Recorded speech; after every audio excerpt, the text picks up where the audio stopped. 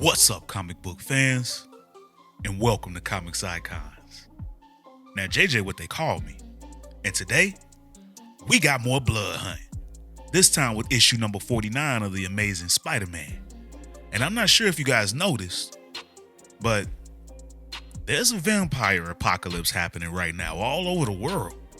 All of the Dark Force users have been used to block out the sun, and the vampires are now running rampant. And if you've missed any part of this blood hunt to this point, then I'll place a card at the top of the screen for you right now, and a link at the end of the video. But things are very dark for the world right now, both in the skies and in the outlook. And even the Avengers have been taken down. But what's pretty cool about this issue is you get to see a bit more of the human element from regular people on the ground as this thing kicks off. And for Peter Parker's Spider-Man, that just hits a bit different.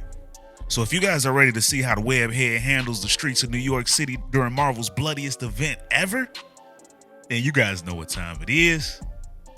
Let's get it.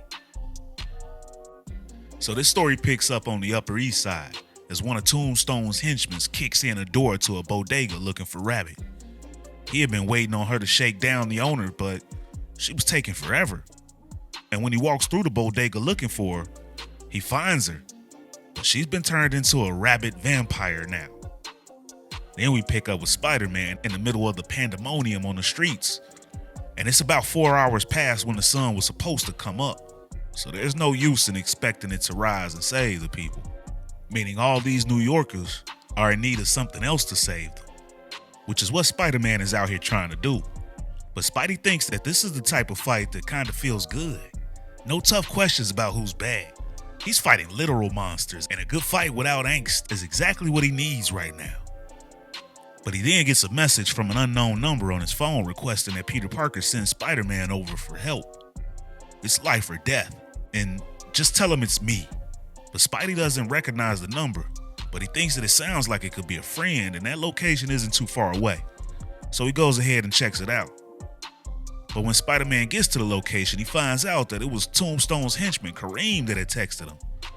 He had gotten Peter's number from Tombstone, who had it in case he needed to get a hold of Peter to kill Spider-Man. But right now, Kareem really needs Spider-Man's help. Rabbit's in trouble. And initially, Spidey's got no desire to help out someone who constantly tries to stab him with a carrot.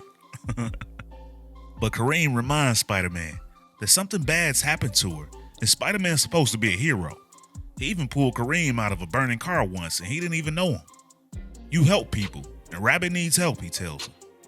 So Spider-Man caves in, and he goes ahead on with him to help save Rabbit. Then Kareem hands Spidey some wooden stakes that he got from a construction site, and he tells Spidey that Rabbit was sent to collect from this bodega, but one of them vampires had got her, and now she's one of them. So Spidey's first thought is Kareem wants him to stake Rabbit through the heart, but Kareem tells him no. The vampire that got her is still in there. If Spidey stakes him through the heart, then anybody that he bit will turn back human. So reluctantly, Spidey decides to go ahead on in, and he tells Kareem to wait outside for him. Meanwhile, when he goes inside, it's very dark and quiet and creepy as all hell, and as a bunch of rats scatter across Spidey's feet, he lets out a loud scream. "Yo, you okay?" Kareem yells. And Spidey tells him that it's cool. It was just some rats. And Kareem's like, "All that for some rats? Maybe they're vampire rats. I don't know. Shut up," Spidey replies. But his Spidey sense goes off just in time as Rabbit lunges out at him from the shadows. Then Spidey lets out another scream, and Kareem thinks it's rats again, but Spidey just yells for him to shut up. But then as Rabbit keeps trying to take a bite out of Spidey, Kareem shows up, and he runs in with a shopping cart and manages to scoop up Rabbit and push her into a storage locker. Then he sends Spidey to go ahead up to apartment 3B. And when Spidey gets up there and opens the door, of course it creaks, he thinks. And as he looks around at all of the trash in the kitchen, he thinks that it looks like a monster lives in this place, all right. But then a voice tells him that he can hear him calling him a monster. And Spidey's like, "Heard me? I never even said anything," he thinks. So he tries to think happy thoughts to see if the creature will hear him, but that doesn't quite work, and the vampire lunges at Spidey, but his arm is chained to the heater, so he can't get close enough to bite Spidey. But then the vampire yells for Spider-Man to get away from him, which surprises Spider-Man. Then Spidey asked the vampire who chained him up, to which he's told by the man that he himself did it. Then the man notices the stake in Spidey's hand and asks if that's for him. But his reaction is unexpected as he tells Spidey to just go ahead and do it. "I'm in hell," he tells Spidey. "Kill me," he screams. But now Spidey isn't as confident as he was earlier when he was fighting those vampires. Something about this guy is different, and he asks the guy what it was that happened to him. So the guy tells him that he was downstairs giving a customer his change, and he remembers that the guy had really kind eyes. And then he wouldn't let him pull his hand back, and then he couldn't see his eyes anymore. They had turned black, and now all he saw were his teeth. The next thing he knew, the customer was gone, and this guy was now hungry. Then Rabbit was there, the girl that dresses up like a rabbit and takes all his money. And he could hear the blood rushing through her veins. And then he was biting her. He used to wish that one of the heroes would come when she was taking his money, so they could stop her and he could stop being afraid. But no one ever did, and now here we are. "Just do it," he tells Spidey. "It's okay." But Spidey can't do it now. But he knows people, experts at stuff like this. Maybe he can try and help this guy, he says. But the guy responds that that's all well and good, but he's been paying attention. He hasn't seen much help happening out there. But Spider-Man assures him that he'll be safe here. "I promise," Spidey tells him. But sometimes, folks, there's just some things that can't be promised, as a stake is driven right through this guy's heart from behind. As Kareem is then revealed, congratulating Spidey on a great job. "We got him," he says. "You didn't have to do that. He didn't want to hurt anybody," Spidey yells. But Kareem responds to him, "Sorry, Playboy. I was running out of time." Apparently, when he found Rabbit, he didn't exactly make it away unscathed. He just wasn't exactly honest about who it was that Spidey was here to save tonight.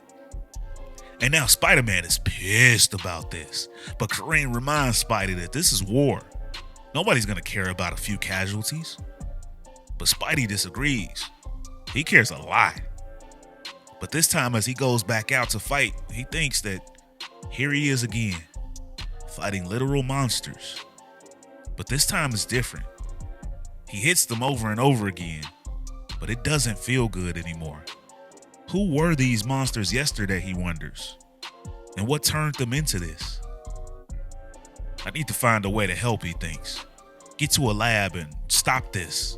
I need to not get eaten by the lizard. And as he looks up and is met with the Lizard King, that, ladies and gentlemen, is the end of the issue. So what did you guys think about the issue? And how you guys liking Blood Hunt so far? Do you think that Kareem was wrong in how he handled that, or do you agree with him? And with Spidey ending the issue being confronted by the Lizard King, do you guys think that that'll end up being an attack? Or do you think that maybe under the circumstances, it might end up being a team up? But hit me with all you guys' conspiracy theories in the comments and keep them coming. But as always, if you guys enjoyed this video and this channel, and you'd like to support the channel, then you can do so by stopping by the Comics Icon store and picking you up some of this new merchandise, including the background music heard right here in this video. Or by joining the Iconic Fan Club channel membership. And there'll be a link in the description to join, but with your membership, you'll gain access to weekly interactive live streams with yours truly, where we could talk about everything that's been going down in these issues, as well as ones that you'd like for me to go over in the future and other comic book news. Plus, you'll get loyalty badges, member shoutouts in these videos, and up to 20% off of Comics Icon's merchandise from the Comics Icon store. And now we've got new tiers to the memberships as well, starting at just 99 cents.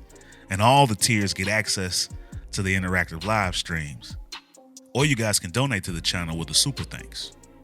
And if you're not able to do any of those, then you can still be a huge help to the future of this channel by dropping a like, share, and subscribing to Comics Icons for more icons in the comic book world.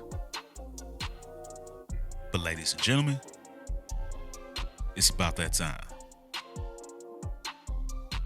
I'm out.